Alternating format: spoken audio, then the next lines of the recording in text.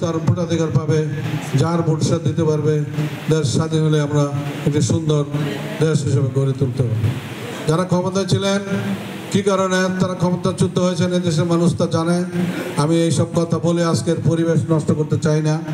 পরবর্তী সময় আরও সরকার আসছে, আমরা বিবেচনা করব তাদের কি কর্মসূচি, তারা দেশের জন্য কি করেছে। এই নরসিংদী জেলার মুক্তিযুদ্ধের সম্বন্ধে আমি দুই চারটি কথা বলি, আমি কথা শেষ করতে চাই।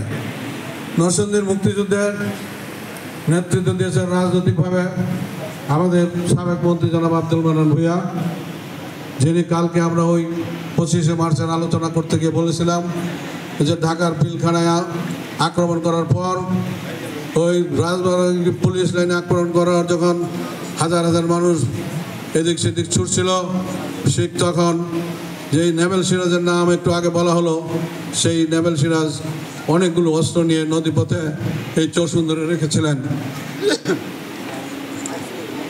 সেই যুদ্ধের কিছুদিন পর সেই নেভেল সিরাজ এই যেখানে যারা রাজনৈতিক নেতৃবৃন্দ তৎকালে গয়েশালী মাস্টার সাহেব, আব্দুল মান্নান ভূঁইয়া, ফটিক মাস্টার সাহেব, মনোরজিৎ তারা মাস্টার সাহেব, এই সকলের অনেকের কাছে গিয়েছিলেন।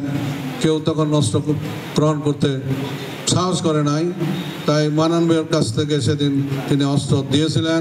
চরসুন্দরে একটি নুরু ভূঁইয়া তিনি মারা গেছেন তার বাড়িতে। এরকম আরও হারুন মিলিটারি ছিলেন, তিনারা অস্ত্র দিয়েছেন। আর সিরাজ ভাইয়ের যে যুদ্ধের কথা বলেছে